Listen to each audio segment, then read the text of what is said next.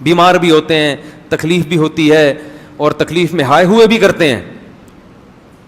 لوگ سمجھتے ہیں کہ کسی بزرگ کو تکلیف ہو اور وہ کہہ رہے ہیں آؤ میرے تکلیف ہو رہی ہے, تو کہتے ہیں یہ تو بزرگ ہیں, ان کو کیوں تکلیف ہو رہی ہے بھائی. تو بزرگ ہیں بھائی, تکلیف بھی ہوگی اور شادی کا شوق بھی ہوگا شوق بھی ہوگا, کیونکہ آدمی پہلے ہیں, بزرگ بعد میں. وہ ہمارے حضرت ایک واقعہ سناتے تھے کہ ایک آدمی سے کسی نے پوچھا مفتی کسے کہتے ہیں, تو اس نے کہا مفتی, بزرگ کسے کہتے ہیں, اس نے کہا بزرگ وہ ہوتا ہے, مفتی اور بزرگ وہ ہوتا ہے جو کوئی حسین جمیل عورت سامنے سے گزر جائے, کوئی اس کی توجہ اس طرف ہو ہی نہیں, اتنا نیک ہو. تو وہ بیچارہ دیہاتی تھا, اس نے بولا اوہو اس کو تو ہمارے یہاں مخنث بولتے ہیں, ہجڑا بولتے ہیں اس کو ہمارے یہاں. اچھا اس کو یہ لوگ جنت میں جائیں گے, متقی اس کو بولتے ہیں. تو یہ تصور ہی غلط ہے. ہاں پرہیزگار اسے کہتے ہیں, دل تو انسان کا مائل ہوتا ہے, مگر وہ یہ دیکھتا ہے کہ یہاں دل کی خواہش پوری کرنا حلال ہے یا حرام. اگر حرام ہے قدم روک لے گا, اپنے نظریں جھکا لے گا. حلال ہے تو ظاہر ہے اللہ نے ایک چیز حلال قرار دی, لیکن رغبت ہی ختم ہو جائے تو یہ آدمی, متقی تو دور کی بات, یہ تو آدمی بھی, اس کو تو علاج کرانے کی ضرورت ہے. یہی حال عورت میں بھی ہے. عورت چاہے کتنی پرہیزگار ہو جائے, یہ میں اس لیے بہت اہمیت سے بیان کر رہا ہوں کہ آج والدین اپنی بچیوں کی احتیاط نہیں کرتے. وہ کہتے ہیں ہماری بچی تو بہت نیک ہے, لہذا اگر اس کا کوئی بوائے فرینڈ ہے یا اسکول میں یہ کو ایجوکیشن میں پڑھ رہی ہے یا اسے کوئی جوان قاری صاحب آ کے پڑھا کے چلے جاتے ہیں, ہمیں اپنے بچوں پہ پورا اعتماد ہے. ارے ہے تو لڑکی نا, وہ کوئی اور جنس تو نہیں بن گئی نا. اگر وہ لڑکی ہے, عورت ہے, تو اس کی مردوں کی طرف اٹریکشن ہوگی. کوئی بھی ہینڈسم اس کو نظر آئے گا, کوئی کسی کے بھی اسٹائل اچھے لگیں گے تو اس کی طبیعت اس کی طرف مائل ہوگی. اس کا تعلق نیک یا برے ہونے سے نہیں ہے, اس کا تعلق مرد اور عورت ہونے سے ہے. تو لہذا شریعت نے کیا کہا, نظر کی حفاظت.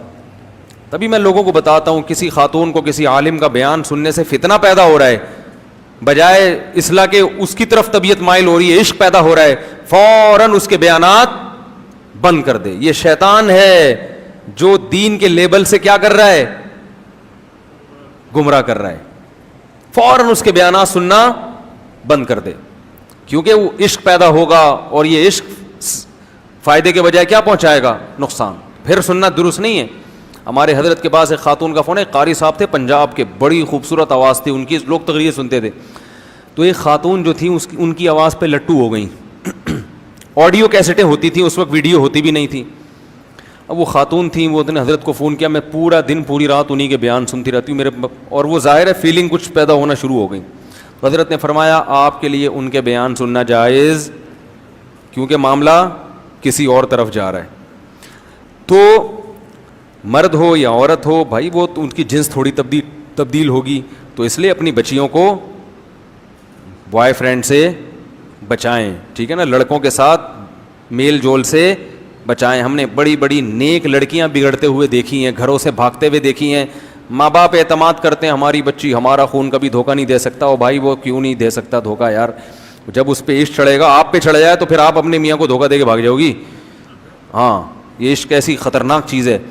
تو بچی پہ, وہ تو جوان ہے, اس پہ تو عشق چڑھنے کا زیادہ خطرہ ہے اور وہ گھر سے بھاگنے کا خطرہ ہے. تو اپنے آپ کو بھی خود بچائیں ان فتنوں سے, اور اپنے گھر کی مستورات کو بھی بچائیں, ان کی خود نگرانی کریں. واٹس ایپ, فیس بک, ان کے جہاں فائدے ہیں وہاں نقصانات بھی بہت ہیں. نقصانات کی فہرست اگر ہم بیان کرنا شروع کریں تو آپ کانوں کو پکڑ لیں گے, ایسے ایسے گھر تباہ ہوئے ہیں ان چیزوں سے. تو ان کو کنٹرول میں رکھنا ضروری ہے. جوان بیٹی کو موبائل لے کے دینے کی ضرورت نہیں ہے, اور اگر دیا ہے کسی ضرورت سے تو اس کو چھپ کے بات نہ کرنے دیں. اسے بولیں بیٹا جب گھر میں موجود ہیں سب تو نمبر سب کے سیو ہونے چاہیے, ان نون کال آپ کو ریسیو کرنے کی اجازت بولو نا بھائی نہیں ہے. یہ بچیوں کو بتا دیا جائے, سب کے نمبر سیو کر لو, اور خام خواہ ایسا موقع دینا جس سے بدگمانی ہو, یہ درست نہیں ہے. تو یہ سب نگرانی ہوگی تو صالح معاشرہ وجود میں آئے گا. بے لگام چھوڑ دیا کہ ہم سب نیک ہیں, تو شیطان کس لیے بنا ہے بھائی؟